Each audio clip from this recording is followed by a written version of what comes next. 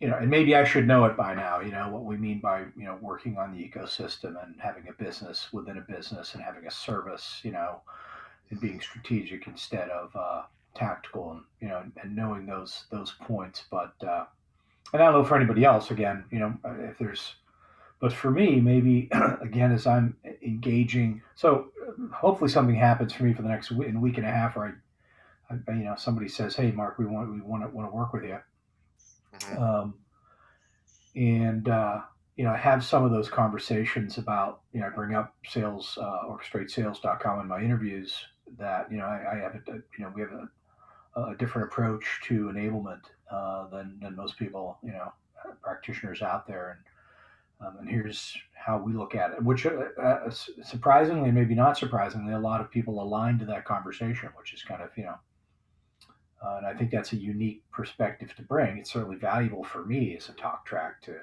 use in that. But I don't know, maybe we could explore that more, or maybe or not. So it's the idea Vote me of off the island. That's okay. no, so in the roadmap we talk about getting executive buy-in and establishing charter and kind of messaging out that we are building a function, that we're focused on the ecosystem, that we aren't about fixing salespeople. We want to Right. fix the environment. We want to orchestrate people, process, information, and technology. We connect Yep. the dots. We we break Right. down. There's a lot of these concepts, right? But what's the and to answer play on that and pull that thread, there's an evolution, there's a journey. We talked about maturity models, we talked about roadmaps. There's this idea of an operating model that we're working through, and then how do we message that to executives, when we first land in a company, like for example the first 90 days, and even in the interview process, if you're going through that, to establish a vision and to establish a platform, if you will, that you'll be hired against if you're in the hiring process. But then more importantly, in the 90-day mark, how do you establish that charter around these things? Which Right. is totally opposite from doer, which is, okay, what initiatives do you have? What's my list of projects? Which projects do I own end to end so I can get stuff done? Right. That's the opposite. And they're probably in the opposite. I mean, not all of them, but and again, please let me know if this isn't relevant to anyone. But for me personally, it's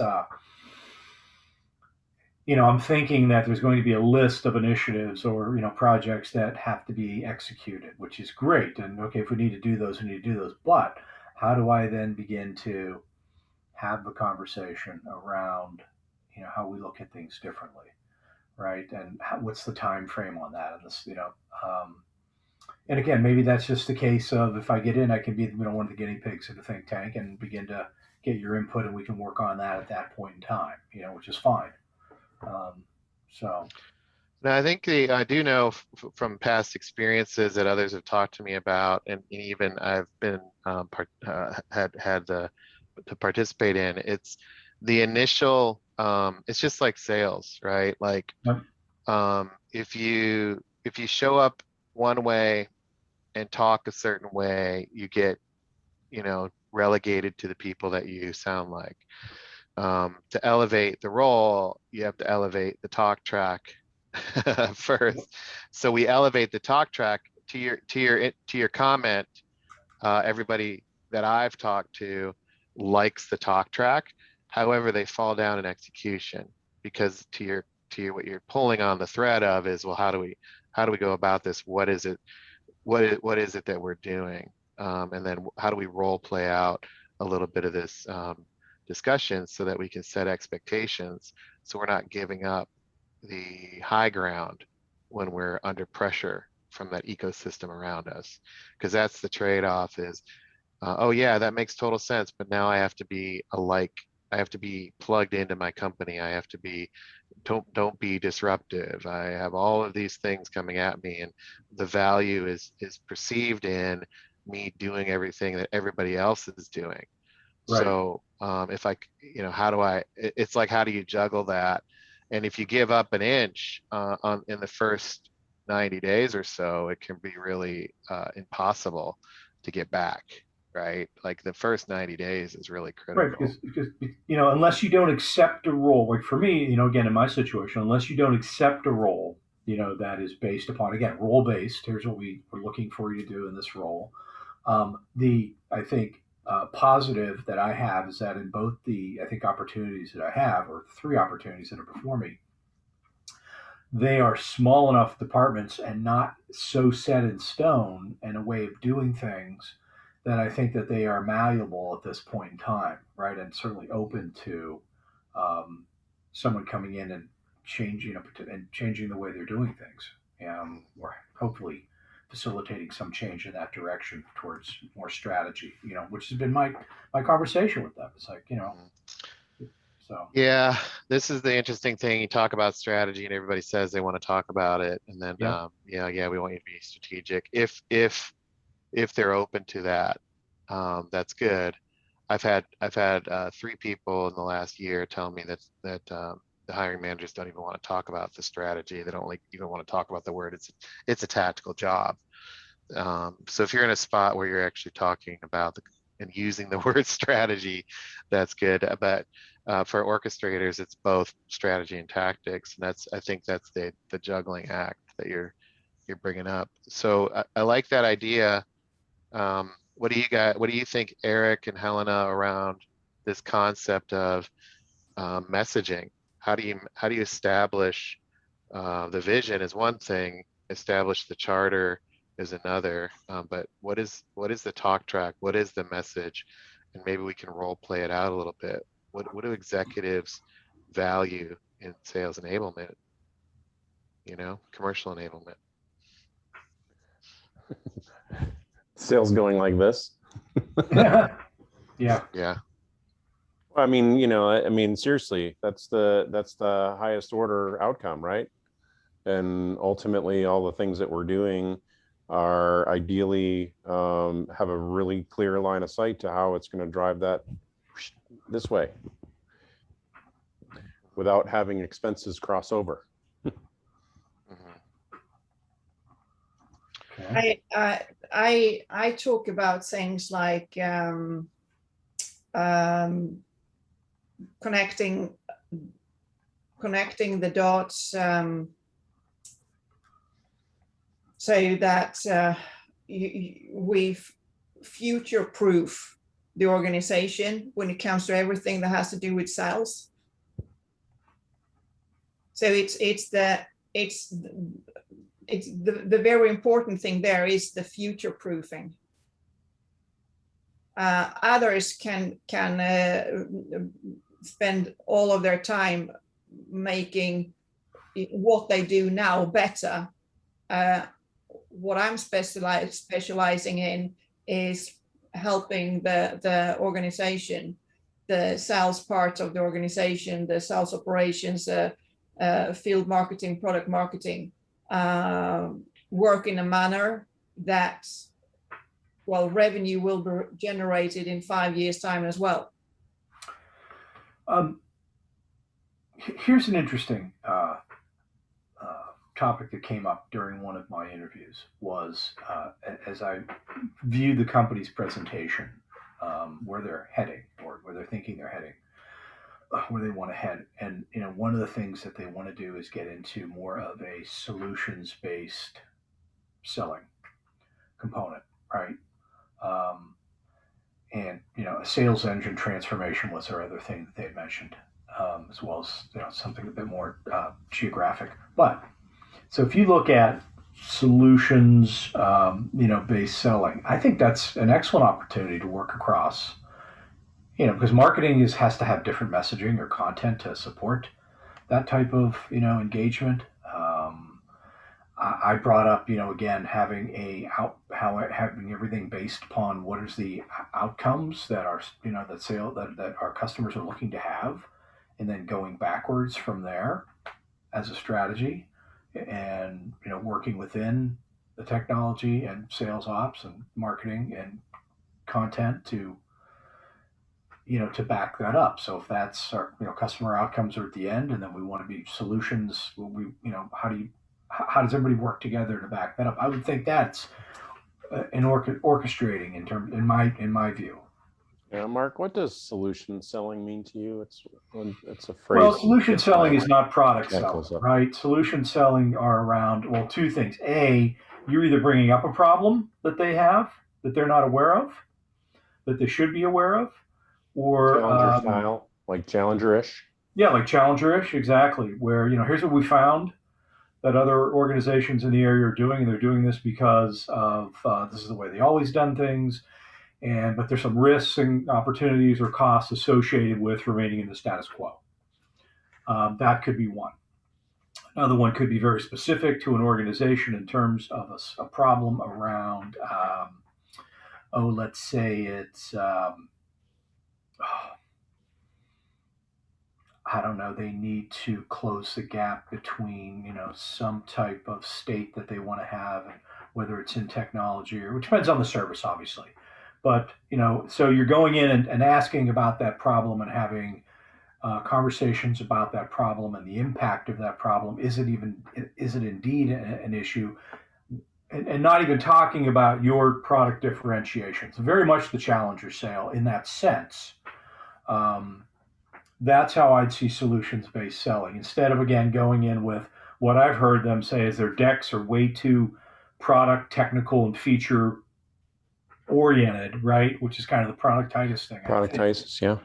Right. So having a conversation around, again, what their problems are and avoiding diving to the bag as wholesalers do, always diving to the bag for a solution. Oh, I've got this fund, or refraining from doing that and staying in the kind of consultative mode and asking questions and then determining if it indeed what's the solution, and then hopefully your company can provide the solution in what you do.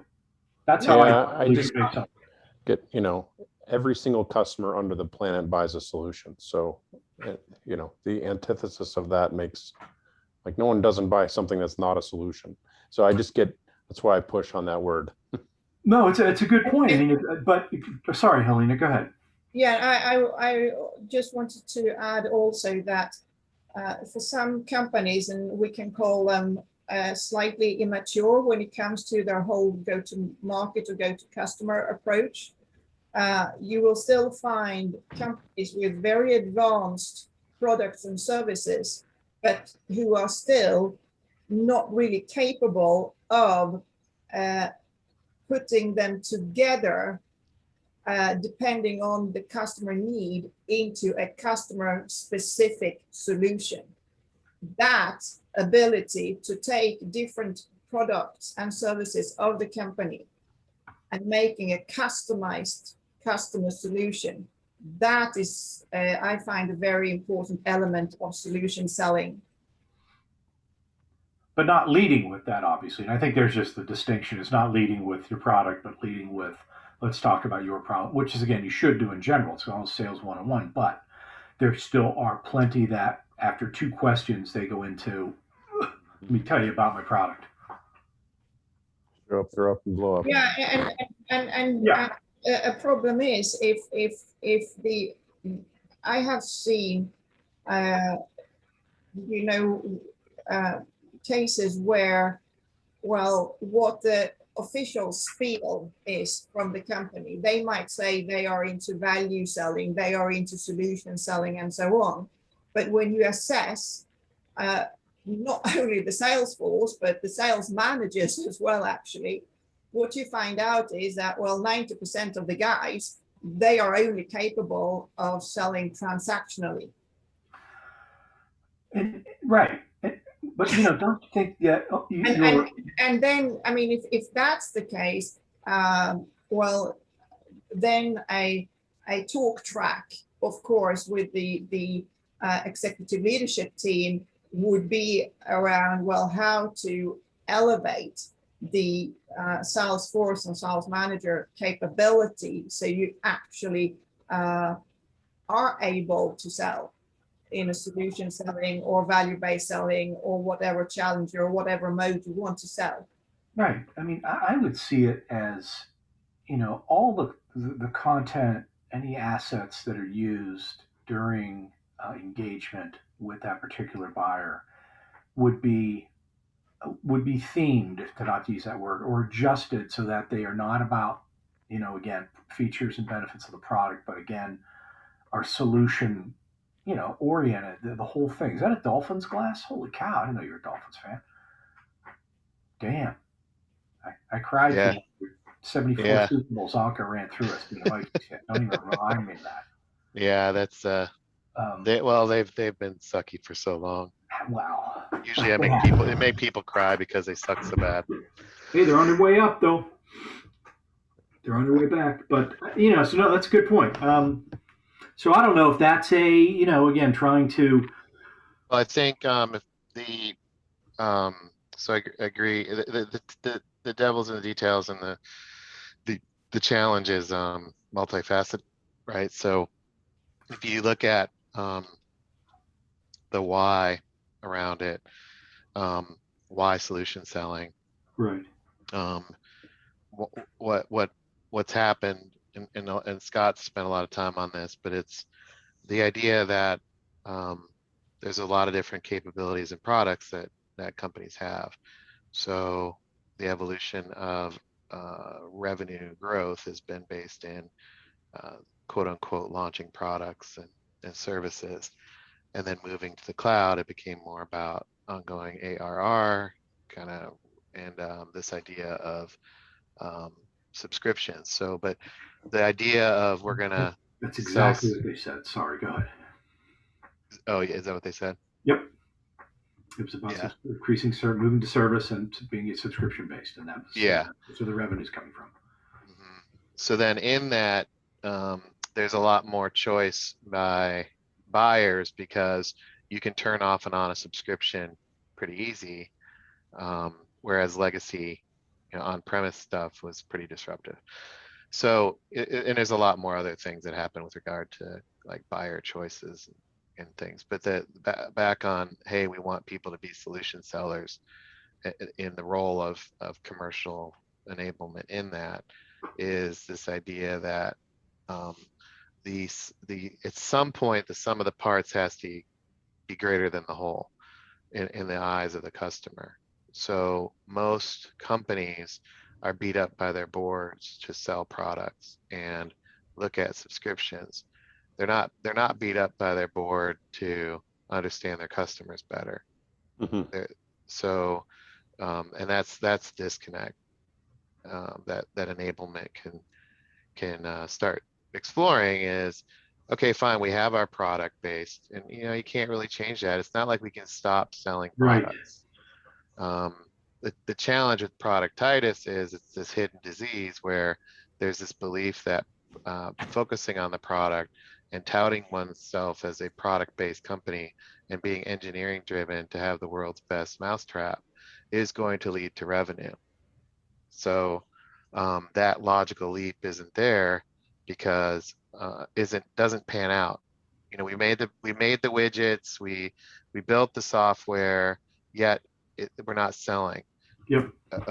Well, the issue is you're focused on stuff that customers don't really care about. You're focused on pushing your product and selling your product. You're not focused on why would they even talk to you in the first place.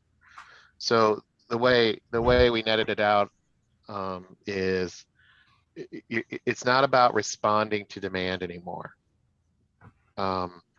95% of sales organizations are, they're set up to respond to demand. Even large scale SDR functions that they believe are creating demand, which is the opposite, creating demand. SDR groups are really looking for, it's a timing thing.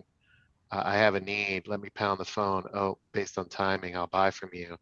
You didn't create the demand, you're responding to the demand, but you just happen to be the first in line, So this shift from creating demand to responding to demand is the area of, experience and selling experiences and selling customer success and customer transformation and customer impact or outcomes.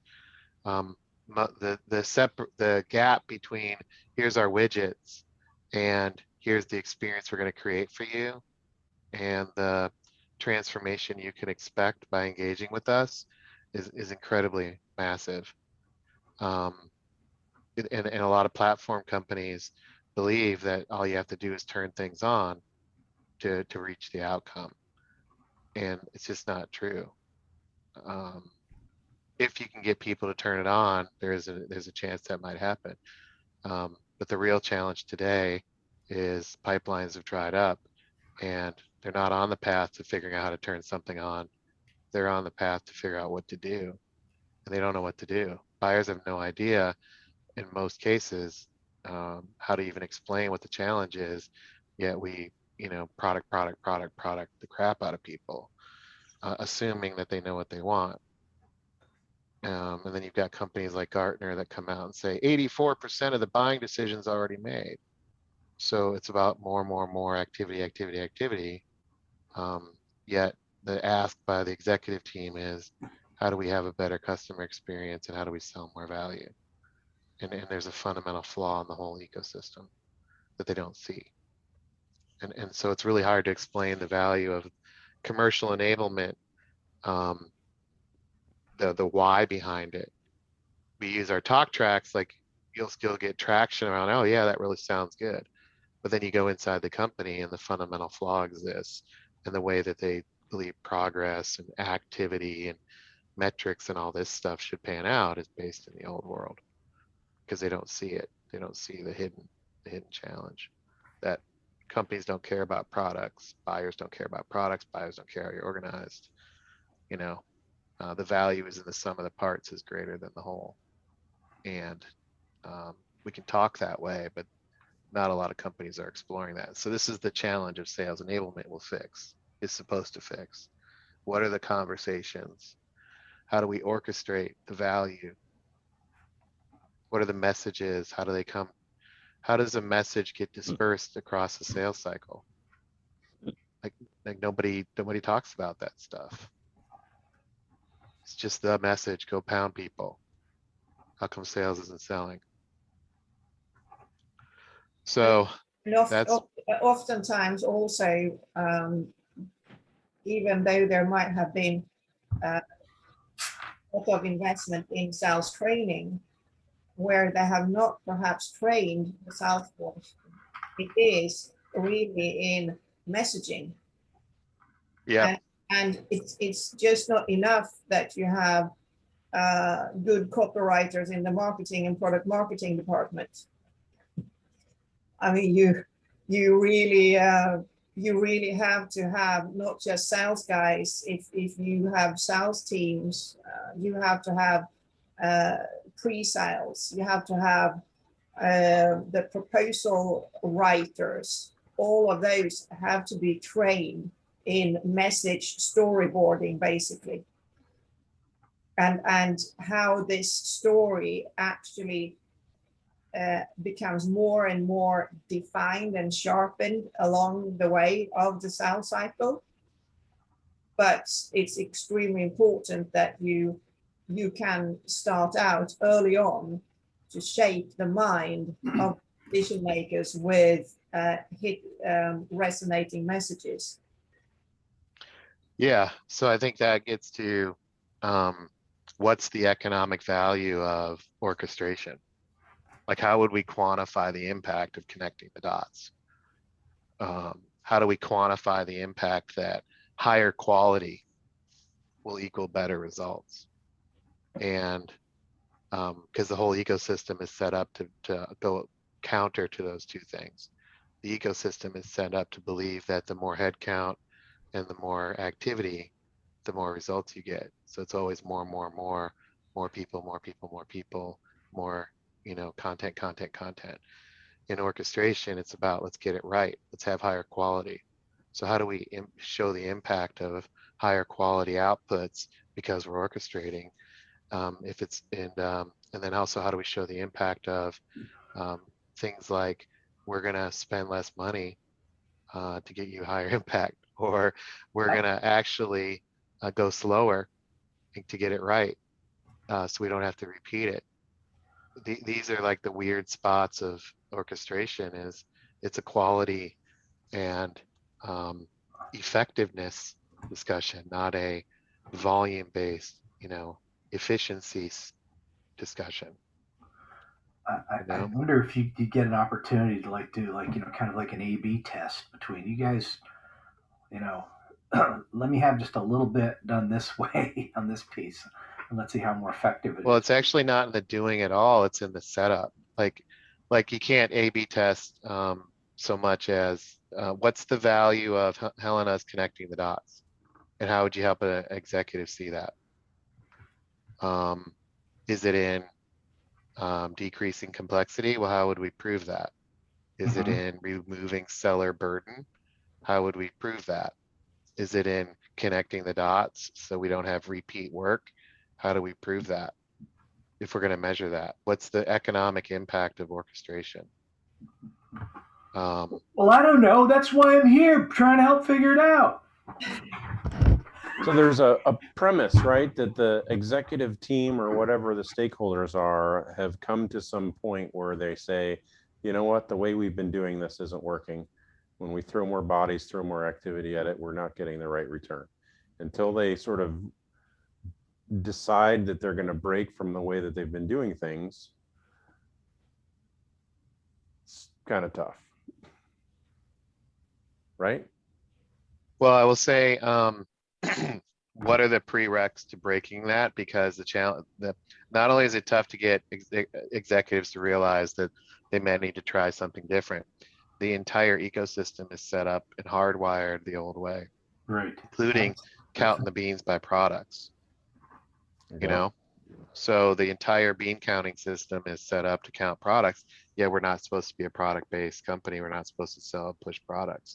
Yet when the board meeting meets, they go line by line by line by line through all the data to see how products are performing. Right. So we go into these situations, right? And on one end of the spectrum is the company is a disaster, but somehow they're still making payroll and able to keep the lights on. And then the other end is this sort of Pollyanna, everything's great, in which case the conversations we'd be having with them would be irrelevant because they've already got it all figured out. We're going to be in between. Fair enough? Yeah, sure. And we're going to get into these scenarios where we're going to observe things like the architecture of the whatever is set up to reinforce the old way. And some of those things we're going to just determine that, may not be that important or may be too hard to change. And we're going to go look for something else to move the needle. This kind of just overall system level problem solving, I think is a good skill set to have, whether you're a systems engineer or a sales enablement person. I completely agree with you. Yeah, and it has to do with, if you look at systems thinking, because it is an interconnected ecosystem and it's highly complex and adaptive, it comes down to how do you frame it? What is the frame? And a frame of, if you go into a company and say, hey, the sales enablement expert has arrived, I'm the orchestrator, I'm going to fix everything, and we're all going to do it because I'm the orchestrator, which is, by the way, what sales enablement people do, because they believe their authority comes from their title. They run around and expect everybody to just listen to them because they're not tapped into, I'm fixing the ecosystem. What does it actually take to fix an ecosystem? And then what's the economic value of it? That's the question I think I had in the beginning. What's it take to fix the ecosystem, right? What are the components of fixing an ecosystem? Right. And then what's the economic value of it? Because the message talk track is in that vein. We're going to connect the dots. We're going to orchestrate people, process, information, technology. We're going to evolve the maturity. We're going to, go on a roadmap. We're going to do all these things. But what's the why? And if it's opposite of the image, if it's in the highly mature to immature, yeah, I like that. And then it's also the opposite of doing random shit, right? So doing the random which everybody's bought into. They don't believe it's random, and they believe it's a false sense of security. The doing is the comfort.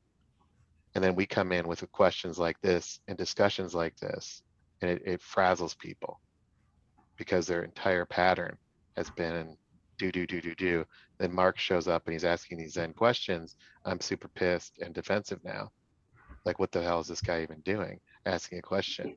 What's the value of orchestration? This is ridiculous. We don't have time for this. He's academic, right? And this is what happens. And then you capitulate to the system because the system's beating the crap out of you. The host body's rejecting the transplant in the met, right? So that happens over and over again. And so that's how do we anchor to orchestration as a capability? It's a capability. Like, system thinking is a skill. What are the skills that lead to the orchestration capability? And Eric, I don't know how much you've done around capabilities inside of companies, but what are and Helena, you too, from a messaging and account strategic account process. But how would you guys define capabilities? I'm interested in how you would too.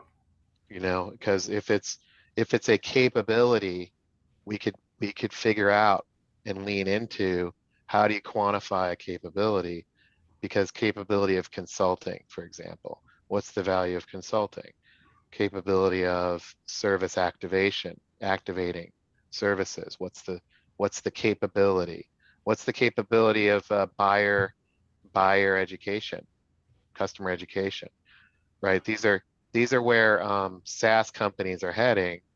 Okay, fine, we've got our subscription revenue, but now what we're going to do is we're going to add other stuff like other services and content and information. Therefore, you will have other capabilities. You're going to buy capability from us, and we're going to charge you monthly for it.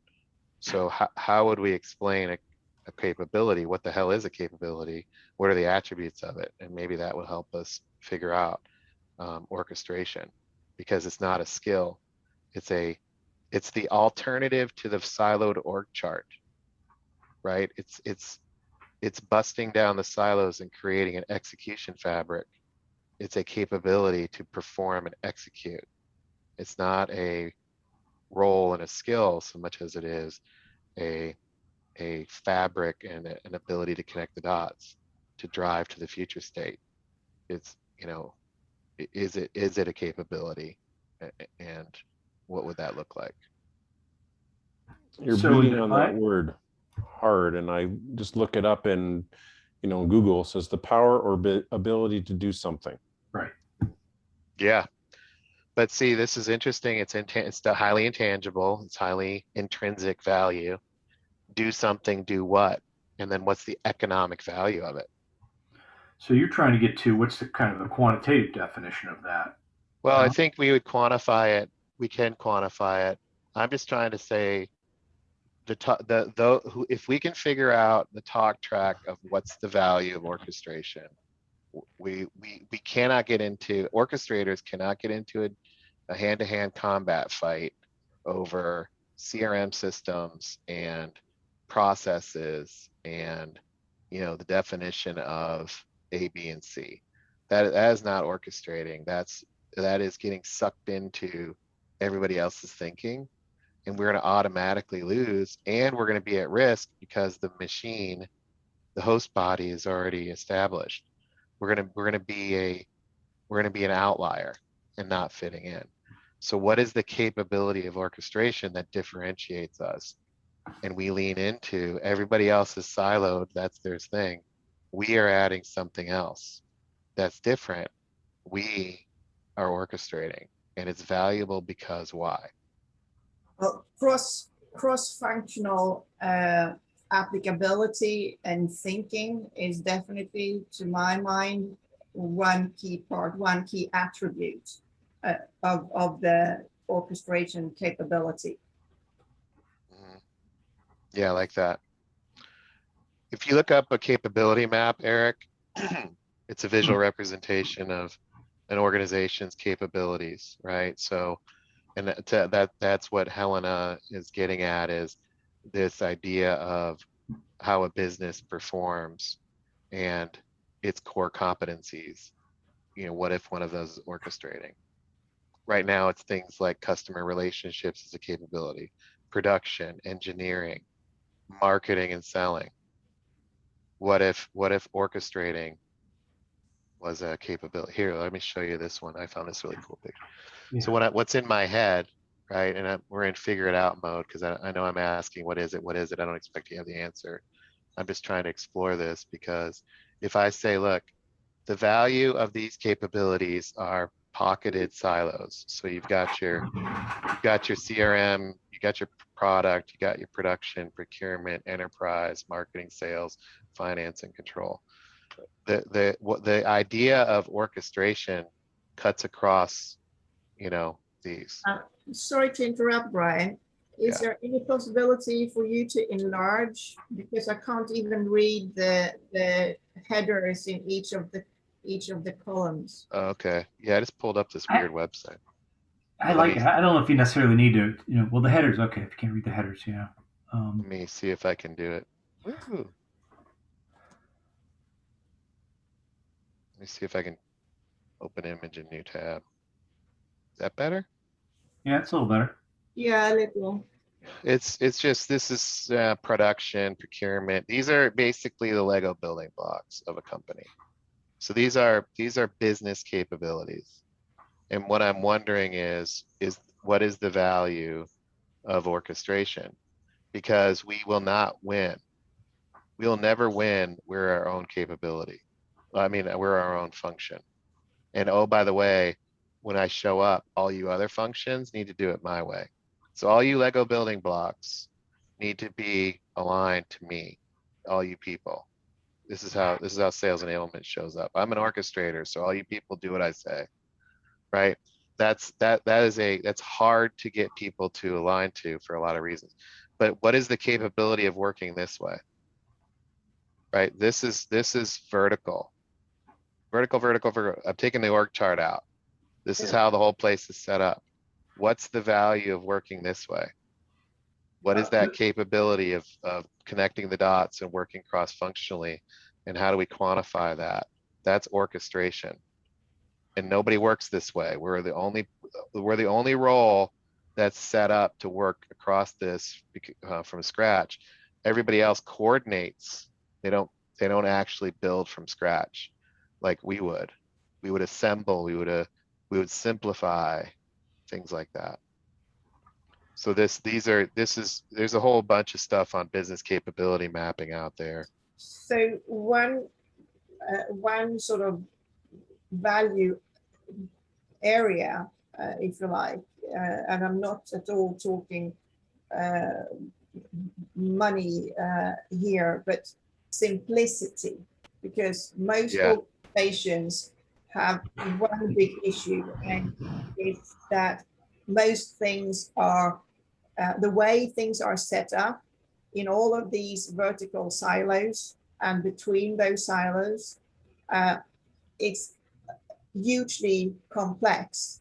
So the more, by looking at things cross-functionally, looking at things horizontally, vertically, so aligning and integrating, connecting in all directions, it's very much about making things simple. Yeah. And I think this is the question there. Simple for who? Everyone who is working in that, in the business.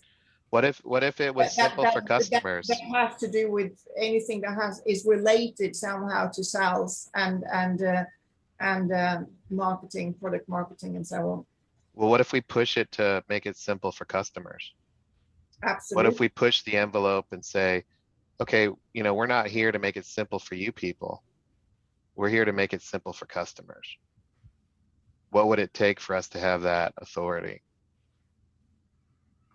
Because and the reason why I'm bringing that up is I tried the, hey, we're going to make it simple and all you people need to do what I say. I tried that in a company, and they really mutinied on that whole thing.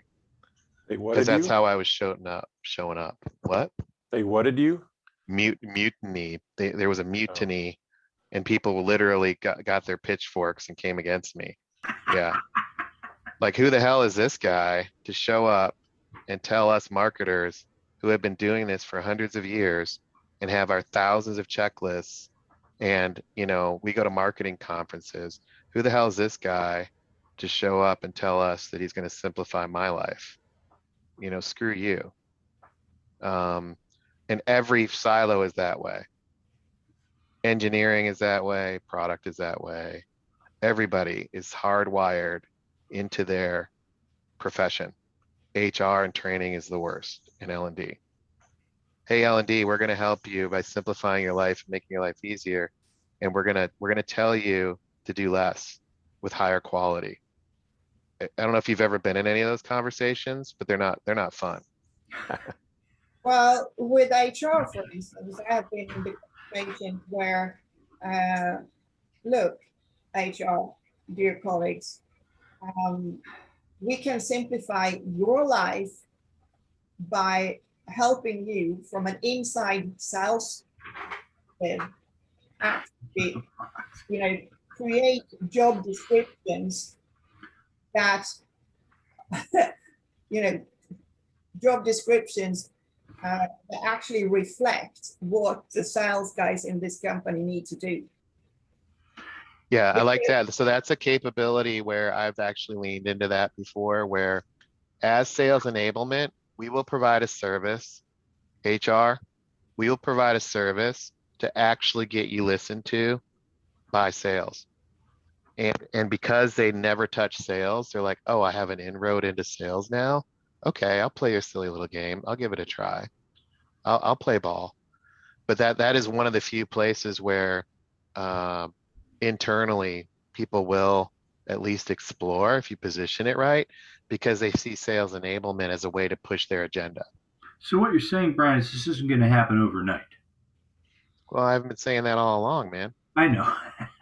Yeah, I mean, this is a journey for sure. But what we're exploring is the capability of what Helena just brought up. Is that's a capability to say internal functions need an inroad to sales. I can provide an inroad to sales, and by defining how sales needs to receive information, how sales needs to have support, I can be a translator for sales, because sales doesn't have time, sales doesn't have the patience, sales doesn't have the language to work with you people in HR. But I will work with you to push your agenda, and you want leadership development training for all sales managers. Okay, let me provide, let's figure out what that looks like. First one is, don't call it leadership development training. I don't know if you've been in those conversations, but that's not a fun one either with HR. What do you mean we can't call it leader development? We do that for every other function, right? So now, but anyway, that's a capability, but how do you explain that to executives? Because they don't see it. They don't see that these conversations are even happening. But that's my point, is that that's a good spot of I'm adding value, I'm adding additive value, and I've seen HR play ball and at least get to the table. The other spots of marketing, product, field marketing, et cetera, where does your authority come from, and what is the capability that you provide that those groups don't? My personal experience and from doing this in a couple of different companies is that I have taken on projects such as just helping them create the value propositions, and doing that cross-functionally.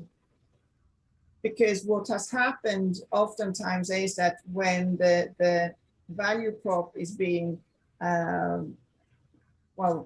defined, it's, well, for instance, very often sales is not even involved. It's marketing and product marketing and the product owners. Whereas you have the hugely experienced sales guys when it comes to selling certain types of solutions, products, etc. Well, they are the ones who are fronting the customer, or customer support are fronting the customer. They hear the daily talk from the customers. marketing don't to the same degree. So, I mean, that is just one area where one can simplify, because then you come in, you are neither marketing, you are not product marketing, you are not the product development team, and you're not the sales guy, you're sort of neutral. And you bring value across to all of them. You take on the role of facilitating the co-creation, the collaboration around creating the value prop. I've had that experience. I've done that, worked with, institutional teams and marketing and salespeople to try to create their value proposition. Here's a question. So I certainly understand that. Here's a question then to follow up on what Brian's getting at, I think. So as an exercise, how do you go about, would we be listing what our capabilities would be? Do we go through a brainstorming? Hey, what could our capabilities be? Like, Helena came up with one, again, around, listened to by sales. Is that how we would go about? I'm not sure how to go about it, but what I'm getting at is, connecting, if there's dots, how do we connect them? Do we list the dots and say, hey, listen, here's dots that aren't connected, and how we would do that?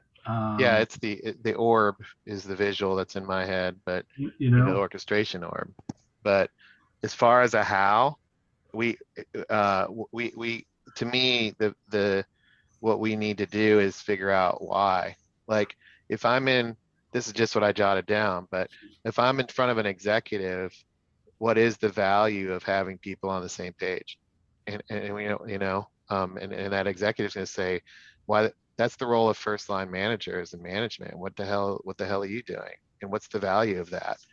What's the value of getting the right people involved? You're telling me I don't have the right people involved?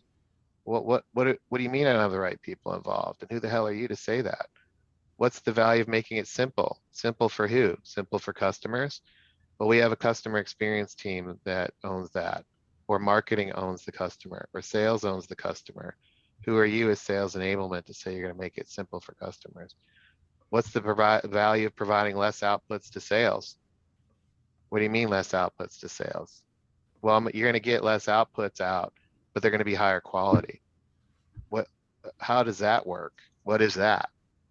What's the value of being a neutral party? Why do I need a neutral party? Are you saying everybody's fighting each other? You just started working here. Why do I need a Switzerland? What's the value of facilitation and co-creation? Are you saying that nobody's facilitating and co-creating right now? What's the value of reworking somebody else's inputs? What's the value of reworking somebody else's inputs? Again. Yeah, really. Again. I think in all of this,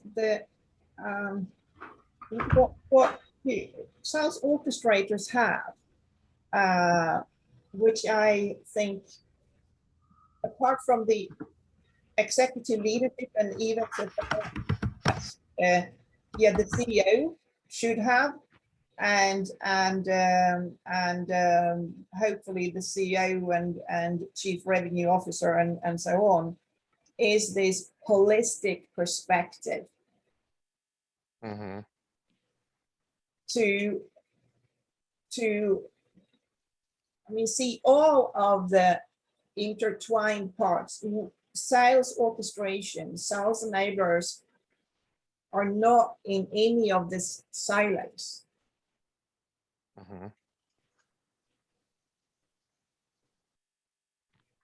Yeah. Being sales orchestrators, they are like a partner, a sparring partner to the CEO. Yeah. Because they have that all-encompassing holistic view, which almost no one else in the company have.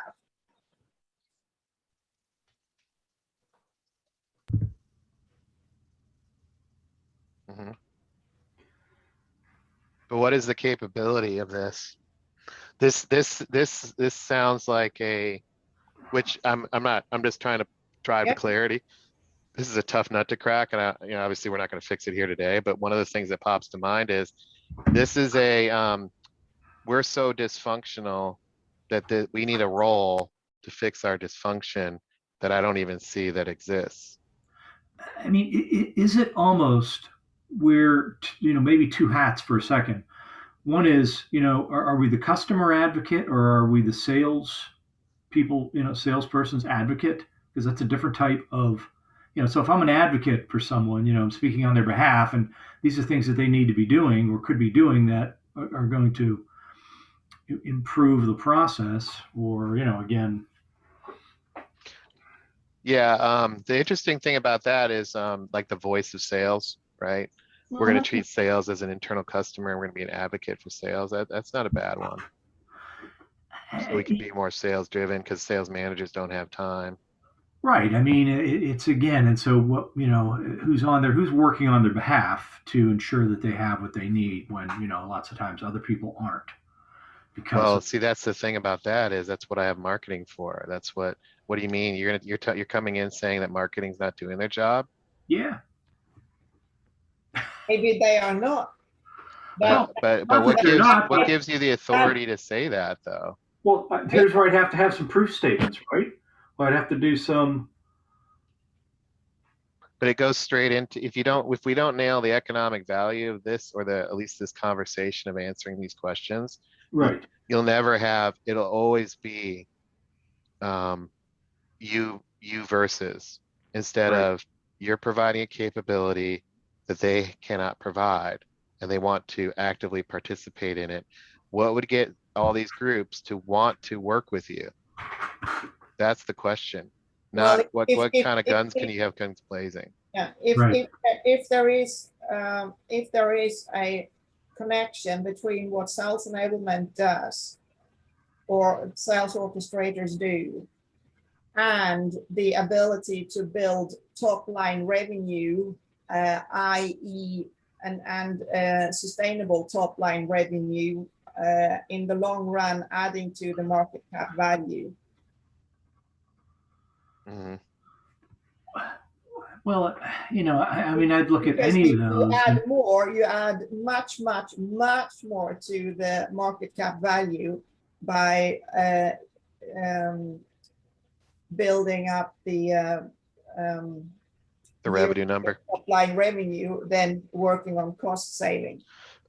Yeah, the challenge with that is, the top line revenue number, we don't own it. In fact, nobody really owns it, to be honest with you, except for the CEO. Yes, that's true. Do you help them identify pain points or successes? We said within each of these. What's the value of having some people on the same page? Okay, well, let's talk about examples of what happens if they're not on the same page, and how do you know if they are? Mm-hmm. I mean, there is this idea of continuous improvement and quality that seems to be an undercurrent, is not necessarily inspection, inspecting in QA, but this idea of continuous improvement, and inbuilt learning loops. Feedback loops.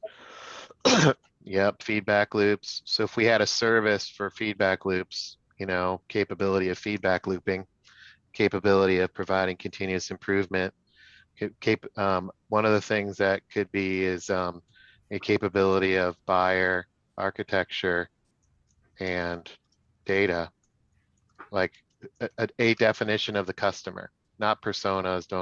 I'm not saying that. I'm saying based on what's happening with our customers, how do we actually define what those customers look like on paper? And that would help connect the dots. There's also, this idea of identifying gaps that you guys are bringing up. Identifying gaps based on their own definitions. Not to come in and say we're the McKinsey, you guys got to do it our way, and say, okay, well, this is how you're set up. This is how the sales team's set up. These are the skills in the sales force. These are the products you're trying to push, all this stuff. Let me help connect, I'll help synthesize this and make a recommendation on ways to improve, you know? Hmm. So now we're getting at things that are in the cracks, because I think the value is in the cracks. It's in the chinks in the armor. It's in the disconnected, work, that the hidden work that compensates for a lack of silo execution. And I think that's what I was trying to get at was, again, what are the pain points that they're not seeing? And you talk about the hidden challenges. There you go. It's like, what are these things that they're not seeing? And the ramifications of that, in terms of missed opportunity or increased risk, or however else you want to frame it. Sounds a lot like a sales call, Mark. Yes, it does. I think that they often don't see that the way they are doing things currently has cost them an unnecessary amount of money, and quite a lot of money. They are not even aware. So making leadership aware of I like the idea of finding waste in the commercial system. And then making managers or leaders aware, basically providing visibility on the combined sales and marketing impact.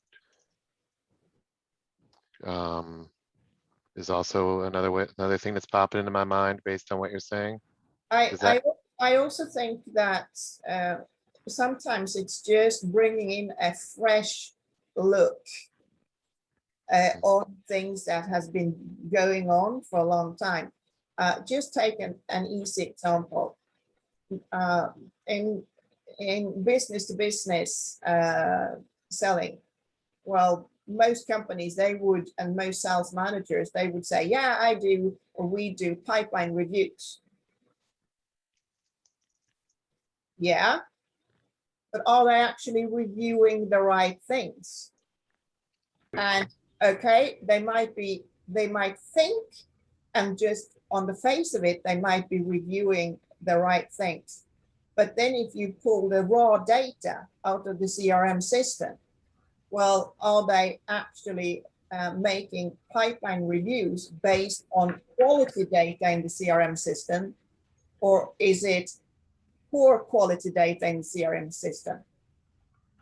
That difference between the poor and the good quality data in the CRM system, as we all know, has a massive impact on forecasting, on the revenue, the ability to win deals, etc. So uncovering things like that, coming in with fresh eyes and uncovering that type of things, I think is a very important part of being a sales orchestrator. I certainly relate to that particular example, Helena, in some of the work that I've done recently, and a conversation that I had in an interview Tuesday around when I was meeting with a head of product marketing. And we were talking a little bit about it. I asked him, do you have a sales ops group? And, I was saying I've done a lot of work on pipeline analysis recently, and there's a lot of gaps that exist and a lot of CRMs that aren't optimized. And there's a lot of faulty forecasting as a result of that. And he's like, well, we have a whole team or group that works within, CRM support system to ensure that, but it's like, hey, they're always open to. So again, they may think, unless you can come in with some, excellent evidence and some really questions to disrupt it, which of course, Yeah, but let's click up for a minute on the why, right? So we will lose any hand-to-hand combat like that. But I like the idea of clicking up over it and providing the wrapper and the umbrella saying, look, we can help improve forecast accuracy over time, but we don't own it. You know, would you like us to, how do we tackle that? Here's how I would tackle it. But these are hidden needs, right? And there's quote unquote groups of people working on CRM, right? This is Sasha's challenge. He's pigeonholed because he's in CRM from working on anything in the ecosystem. And then, you know, nobody's working on the ecosystem. Literally nobody. And he doesn't own the CRM system, which adds to the challenge for him. Yep. So one of the things that we did in the first Sales Enablement Society meeting and conference was we mapped out and plotted out what's the evolution of the sales enablement role. And where it ended up was through a 2-hour contentious debate was that the sales enablement emerges and morphs into a, you know, chief productivity officer, looking at the efficiency and the effectiveness of the ecosystem.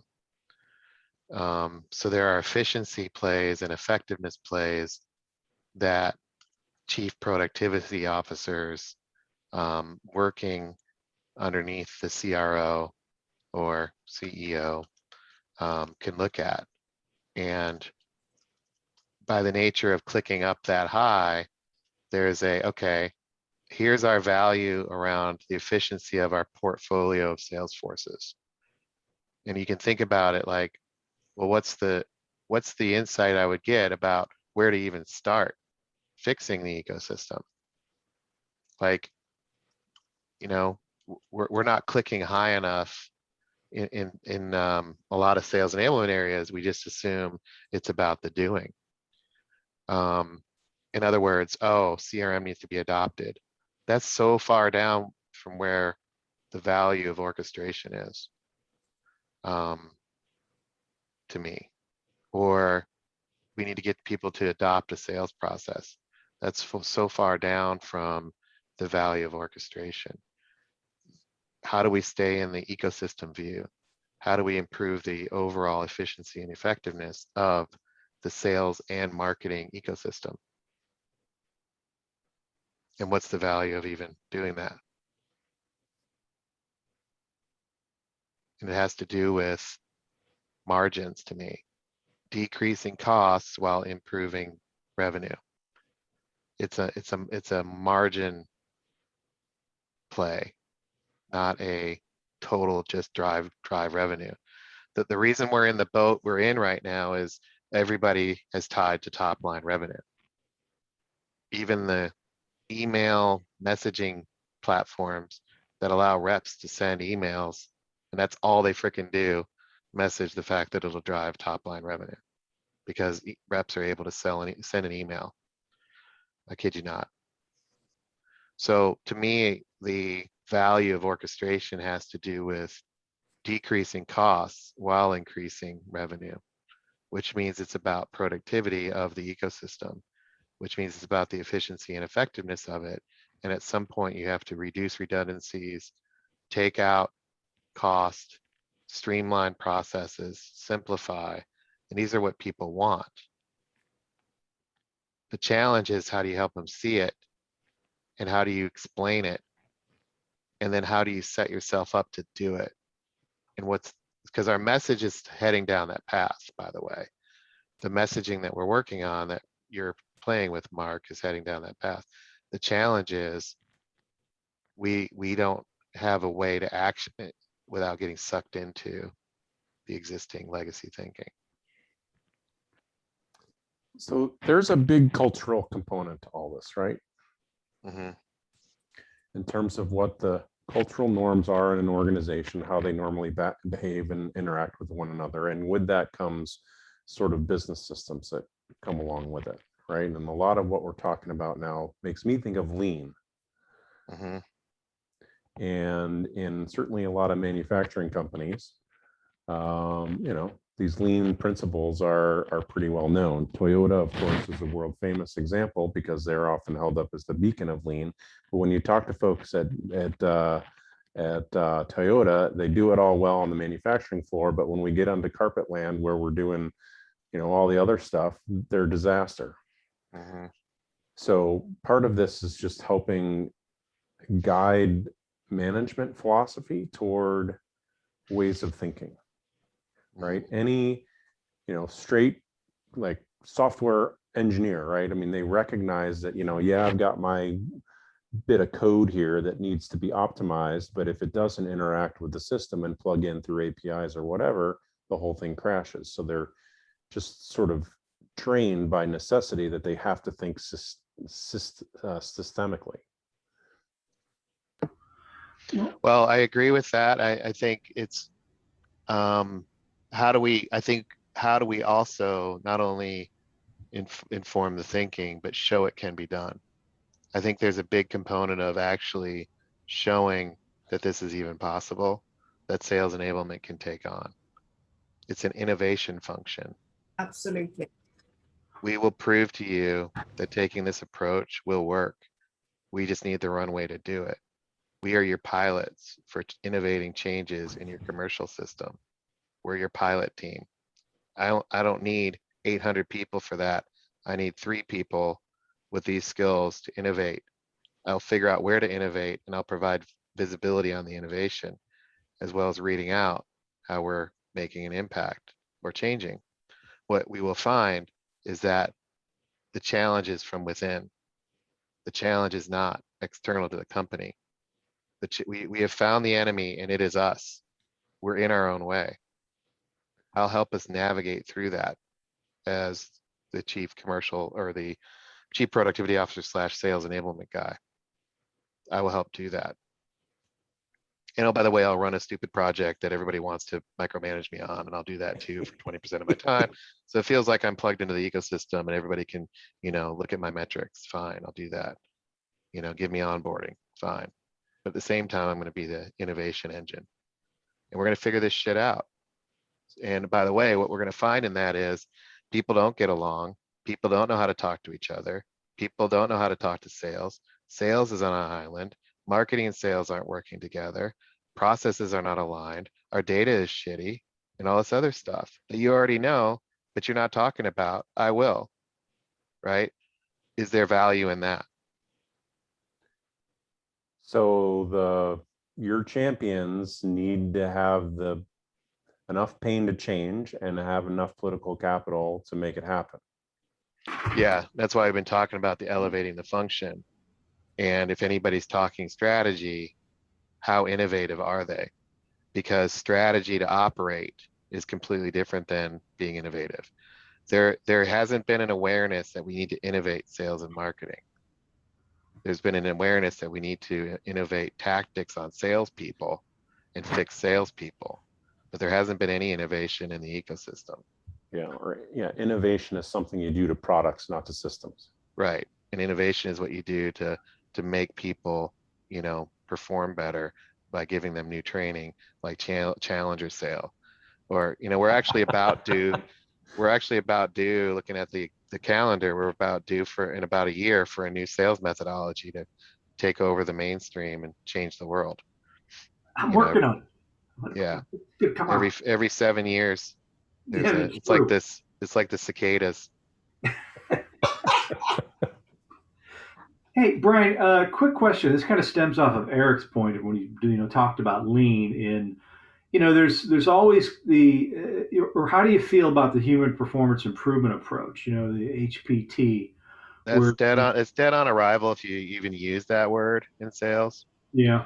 But the concept makes sense as a skill, and I know a lot about it, but you can't use that in sales. But the HPT stuff and the idea of we're going to address usually gets down to behavior, and it usually gets down to a skill thing. It's too micro. Well, it's not supposed to be. It's supposed to be about, again, process, capacity, or there's 6 variables, and skills and knowledge are normally only one of those. Yeah, I don't think, so one, it's not a bad thing, but 2, I think the where I want to go with this is, how do we innovate, not tailor or repurpose, but how do we blend the best ofs and innovate?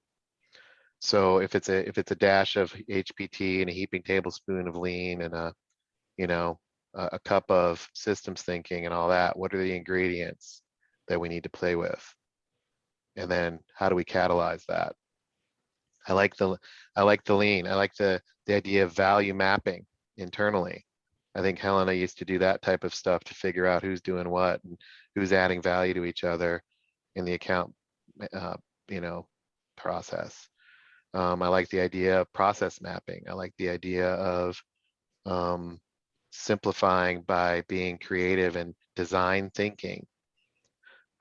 Like, these are ingredients, but the fact remains is we're never going to get the runway to do any of that stuff because we can't explain it. We're gonna be the hippies in sales doing any of this stuff. Nobody's doing it. So it's like, what is this guy doing? Even this conversation, if we were live streaming it right now, nobody would be paying attention. So it's just a hidden thing. How do we make it visible? And repurposing a model isn't going to get us there, but I like the concept. I know that's not what you were saying, but I just want to be, I don't want to latch on to any one thing. To me, I'm trying to focus on what's the economic value, what's the problem. I like this, this stuff at the bottom. How would we deploy feedback loops in sales? Phew, that's a good one. I bet executives would love that. How do we continuously improve? Not skills, not, or maybe it is skills and process and technology. I don't know. On the lean side, have you done work on that, Eric? Yes. So what's jumping out to you about lean? And then Mark, without teaching the model, what kind of concepts are resonating for like HPT as a systems thing? So let's talk about lean and HPT without necessarily, like, what's the concept there that might resonate? Well, from a lean standpoint, simple things, just, value stream mapping is a word that gets out there. Some people get their selves wrapped around an axle because, well, there's specific sort of things that don't necessarily translate off of a manufacturing floor. So, but you use the word process mapping, and it's essentially the same thing, right? Here are the key steps that have to happen along the way. And it's the same kind of idea of, well, here's what the stages of a sales funnel. All right, well, for each one, what are the inputs and outputs required? From a, and, getting all that on paper and to not, it's at appropriate level of abstraction such that it's not so high level that it's meaningless and not so low that it's in the weeds. Mm-hmm. Then with those key stakeholders, you just start asking questions like, which part of this process sucks? Mm-hmm. Right? Going off of emotional triggers, right? You get folks with the right mindset and culture, they're going to say, oh my God, this thing here always goes wrong. Oh my God, this thing over here, we require 10 levels of sign off and 15 people to be involved and it sucks. Over here, we screw it up each and every time. This part over here, sending the invoice to the customer happens perfectly every time. Whatever the case is, because every example is different and every company is screwed up in its own unique, special way. Mm-hmm. But getting that out, you start to build consensus and doing what I consider to be the sort of orchestration work where folks start to see things from other people's point of view just because they're in the same room and they're all talking. And then you can start prioritizing things, saying, all right, well, it sounds like the people in this room think that this portion of the value stream causes lots of problems. Let's forget the rest and isolate that and work on it. And, these are just, same approach, it's the way Kaizens are done. in a lean shop. Yep. And, you know, it's also famous, right, that General Motors and Ford, Toyota would let them come tour the factory, come see how we do it, right? Because the structural stuff is pretty obvious, but then we get in the cultural components, which is just the mindset that allows lean to work. And, you know, Kaizen and continuous improvement requires a certain sort of curiosity, drive to do things better, and these sorts of things, collaboration, psychological safety, all the sort of soft, mushy stuff that also needs to be there. But that's how, you know, I see lean working in these ways, right? And, you know, simple example on the sales side, right? I mean, you know, it's common to have a funnel from awareness, consideration, decision. And then you'll often see that at the awareness side, marketing mostly owns that. And then as we move down the funnel, it turns into a pure sales function. Mm-hmm. So visually, right? I mean, you know, that's a value stream map of the process that's required to manufacture a purchase order. And there are people who own different portions and some blending and some collaboration, coordination along the way. In the beginning, mostly marketing's doing it. At the end, it's mostly sales. So, you know, that's just sort of an example of taking lean principles that are usually thought of as I need to, you know, make this widget on this manufacturing line and turning it over to you know, I need to manufacture a sales deal. Framework's the same. Mm-hmm. Words are different. Yeah. I like it. Yeah. What do you think of that, Helena? As a like conceptually. I was actually was thinking a bit about something else, but okay. I'm not that familiar with lean myself, but the whole process thinking. I'm trained in according to Malcolm Baldrige, the performance excellence model. Mm-hmm. Yeah. Yeah. And having that background has been hugely helpful for me in sales enablement. And I think that is how so? What's it help you do? Making my visual frameworks of things that sales enablement needs to tackle. Also the constant thinking of aligning, integrating, and whatever we align, whatever we integrate, how will that result, how will that impact better results, and not just monetary results, but all types of results. It helps very much when it comes to a systems thinking, because there are so many work systems in a company, and you can group processes in those work systems. So that is to me very, very helpful. The connecting the dots, and also looking at all the time various types of approaches, and what are they doing, why are they doing, how are they doing it, and seeing, well, if in one end of the company you are doing X, Y, Z, you have that approach to cater for whatever. Well, how does that impact or can be impacted by other processes, other systems in the company? So this cross thinking, if you like, about what impacts what and what can it be impacted by. And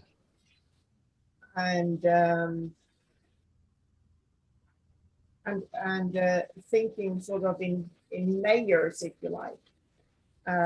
because some parts can be working extremely well, whereas there are other parts that, you know, are very on a very basic level.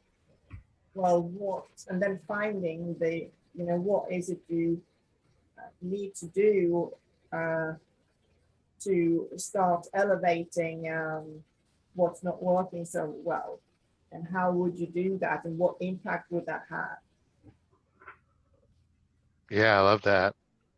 And also thinking in, you know, trends and projections. So it's not just about that, you know, the results that you're achieving, that they should be good during one period of time. Well, if you want to speak about a trend, well, you have to have you know, a multi-period perspective. And if you want to talk about also future projections of results, well, how valid are those unless you try to benchmark against relative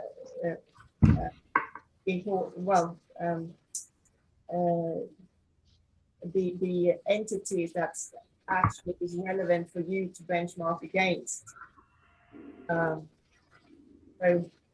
yeah, that type of thinking. Yeah, I love that.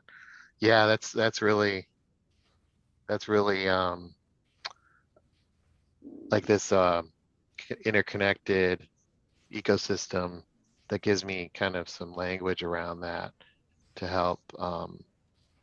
You know, I could see that that would be valuable to an executive, what we're talking about, to provide the visibility, to be a neutral party, if you will, or somebody who's thinking big picture and operating in the gap between strategy and tactics, and providing visibility and looking for trends and being proactive around the ecosystem. And identifying, it's not just about identifying what needs to be done differently, you know, what's to improve. It's not just about, in the lingo, the opportunities for improvement. It's very much also about highlighting the strengths. What are working well? What can be actually done even better? But what's working well and why? And why is that so important? And how do we replicate that? Yeah. Yeah. Like, how do we navigate? Like, how do we determine what to do next in the ecosystem? Yeah. And then why are things even working in the first place? Yeah. Mark, what about you? What do you think? Well, I think for me, you know, around the, you know, the HPT or the HPI was that I, you know, as I looked to visualize that model, I just seem it's more around the ecosystem because the different processes and technologies, right, and content and components that people have to work with to help, you know, achieve outcomes versus it always being, you know, and now that L&D owns, you know, it seems to own sales enablement, that it's always about, you know, some type of skill or competency or training that's always needed, you know, and fixing something. I think that particular approach is a bit more maybe agnostic, you know, or I think neutral, as you mentioned earlier, as you're looking. Yeah, these guys might not be familiar with it. So what if you had to net that out, like what is the value of that type of approach? Like Helena and Eric were talking about, like what is the it opens the conversation up. So it's right performance improvement, and it's not just, you know, what skills and knowledge. It can be something else, right? It could be again something in the process. Well, it starts off with, you know, what's the gaps between the desired outcomes and the actual outcome. So you start there, right, and then you kind of go into these root causes and, well, what's really causing it? That's a good one. So what do you guys think about like providing a analysis or assessment baselining service for sales, like establishing performance benchmarks and performance baselines as a kind of a third party? So marketing, here's the roll up of marketing data and sales training data. And then providing that into an analytics package that provides visibility into the commercial system so that we can identify gaps. You know, these campaigns didn't work well, these ones did. Here's the turnover rate in the sales team because Right. I'm watching it. We just change what we're measuring or looking at, right? But I think the process is an interesting one. Could be valuable. I think that's what I was trying to get at. Yeah. But what do you think about that as an approach, Helena and Eric, like analysis or insight, baseline, benchmarking, internal benchmarking or data collection, or even just assessing or analyzing sales forces and marketing programs, not as a QA thing, but as, is it working? Is that a capability? Could be. Yeah, I think so. I mean, if we're truly offering a service as a business within a business, this is one of again one of the capabilities that we have to provide. I mean, yeah, and I mean, one almost have to do some type of assessment, whether it's an informal or formal assessment, but some type of assessment to get a picture of, well, what is the situation now? Because if you don't have that, and in contrast to, okay, where is it that they want to be? If you don't have that gap, well, what is your foundation for doing anything? And who's doing those assessments now and within the organization internally? And if they are, do they even have a model that they're following, right? A process to do that? That's I have done such assessments, looking at so what's the situation now when it comes to things that has to do with sales and marketing, and where does the company want to be, and then basically filling in, well, this is the gap, and then building a business, or these are the gaps, and building a business case for sales enablement projects and programs around those gaps. Here's a quick. I wonder if one of the objections might be, or responses may be to that. Well, doesn't our technology provide us that information? Couldn't we just pull it out of our technology? Well, I think but if we keep with this talk track, the interesting thing about it is there are thousands of individual data points, maybe even Right. millions. I don't even know. The challenge is, how do you bring it together to get an insight? What if we did that? There we go. What if we did that? It's not about measuring more. We're not saying we're going to measure better. We're not saying we're going to measure differently. We're going to say, look, we're a function that can look at the data and determine whether or not it's helping us. And you know what? Here's what I found. We don't have a common definition of a lead. Guys, I gotta go. My 10:30 is waiting in my Zoom room. Okay. Thanks, Awesome. Eric. Thanks. I'll send you this slide if you want it. Yeah, it's cool stuff. Let's try to see Yeah, if I like it it a works. lot. It's great. Please. Let's see if it works. Try it and see. Yeah, see ya. All right. Hi. All right. Thanks, guys. See you, Lena. Well, I think Helena was going to say something. I can hang out. So what I was going to say is that I think it's very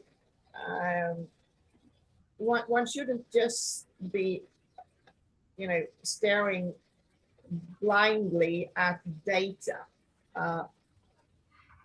I would always pair that with actually making interviews. Yeah, qualitative and quantitative, kind of a blended approach. Yeah. Yes. Which then gets to what's our measurement service is. How are we doing, and can you trust what we're saying? We take a blended approach. We're not just looking at spreadsheets. We actually talk to people, and we're providing that service. But these are things, to me, when you look at this, is there anybody doing these things? One, is anybody doing these at all? And then two, are they doing it in a unified way to move the needle? No, they're just looking to get paid on it as a as a third party potentially coming in and doing these types of things in pieces. I would think, but not. Is there anyone doing this?